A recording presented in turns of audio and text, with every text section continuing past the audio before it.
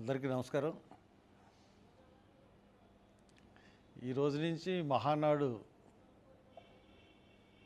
నడుస్తూ ఉంది కడపలో. 27, 28, 29 3 రోజులు మహానాడు.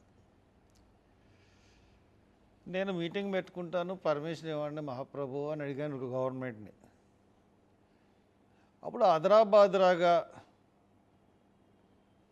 డైరెక్టర్ ఆఫ్ మెడికల్తో కోవిడ్ నిబంధనలు అని మీటింగులు పెట్టకూడదు, సమావేశాలు పెట్టకూడదు, సభలు పెట్టకూడదు, గుంపులు కూడకూడదు, అన్ని అబ్జెక్షన్స్తోనూ ఒక సర్క్యులర్ రిలీజ్ చేసింది state government, medical and health director of medical and health.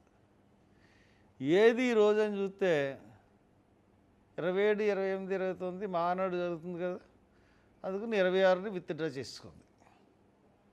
అంటే వీళ్ళు ఈ కూటమి ప్రభుత్వం వాళ్ళ పార్టీ గురించి కోవిడ్ నిబంధనలు పెట్టిందా, లేదంటే ప్రజలు భద్రత దృష్టి పెట్టిందా, ప్రజల ఆరోగ్యం గురించి పెట్టిందా, ప్రజల గురించి పెట్టిందా, పార్టీ గురించి పెట్టిందా, లేకపోతే ఇతర పార్టీలను అనచడానికి పెట్టిందా? This is not good. The way the government is behaving is not at all good. Covid నిబంధనలు ఇవ్వడం ఎందుకు? అసలు నిబంధనలు ఇవ్వడమే తప్పు.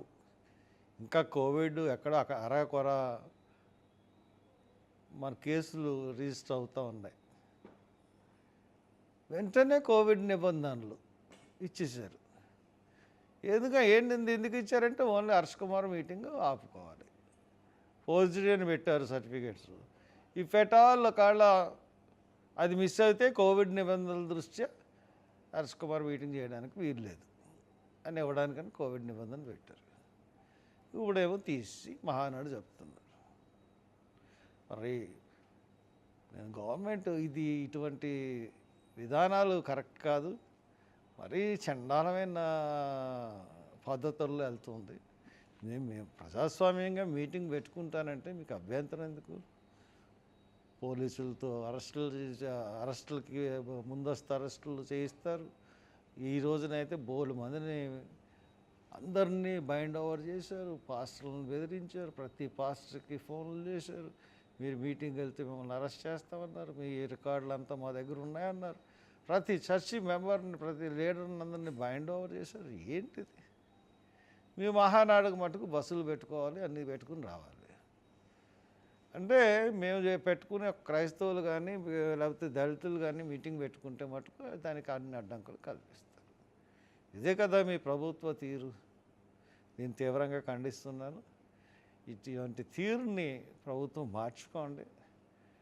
మీరు సరిగ్గా చేస్తే దర్యాప్తు సరిగ్గా చేసి, దర్యాప్తు సరిగ్గా ఉంటే మేము ఎందుకు తిరగబడతాం, ఎందుకు ఇది హత్య అని చెప్తాం? హత్యని హత్యలాగా చూడకుండా హత్యని యాక్సిడెంట్ లాగా ఎలా నిరూపించాలన్న కోణంలోనే దర్యాప్తు చేశారు. అందుకనే ప్రవీణ్ పగడాల హత్య ఇంత సెన్సేషన్ అయింది. ఇంత సెన్సేషన్ ఎందుకు అవుతుంది? అందరికీ తెలుసు. ఈ రాష్ట్రంలో ఉన్న హిందువులకు కానీ, క్రైస్తవులకు కానీ, ముస్లింలకు కానీ ఎవరిని అడిగినా చెప్తారు ఇది హత్య, ప్రభుత్వం చేసిన హత్య. ఇది తిమ్మిని బిమ్మిని చేయడం, బొమ్మిని తిమ్మిని చేయడం, యాక్సిడెంట్ అని చూపెడుతున్నారు. అందుకనే కదా ఇంత సెన్సేషన్ అయింది. అందుకనే కదా తిరుగుబాటు చేశారు. మేము అంతా ఎందుకు తిరుగుబాటు చేస్తున్నాం అది ఆలోచించి నిర్ణయం తీసుకోండి. ఇది మీరు ఏదో ఇంత ఒక 4-5 రోజులు కామప్ చేసేస్తే ఈ యాజిటేషన్ ఆగిపోద్దేమో అనుకుంటున్నారేమో. ఇది గుండెల్లోకి వెళ్ళిపోయింది, అందరి గుండెల్లోకి. ఇది మీకు చాలా ముందు చాలా పెద్ద దెబ్బ చంద్రబాబు నాయుడు గారు. ఎందువల్లంటే కూటమి అన్నది నెక్స్ట్ మీతో ఉండదు. బీజేపీ మీతో నెక్స్ట్ టైం ఎలక్షన్స్లో ఉండదు ఎట్టి పరిస్థితుల్లోనూ. మీరు పాకులాడుతున్నా కానీ ఉండదు.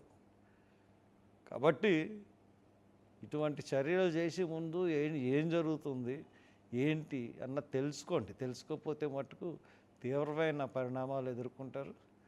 మీరు మా మీటింగ్కి మళ్ళీ 4వ తారీఖున కోర్టులో అడ్డు చెప్పకుండా మీటింగ్కి పర్మిషన్ ఇవ్వమని కోరుతున్నాను. Thank you.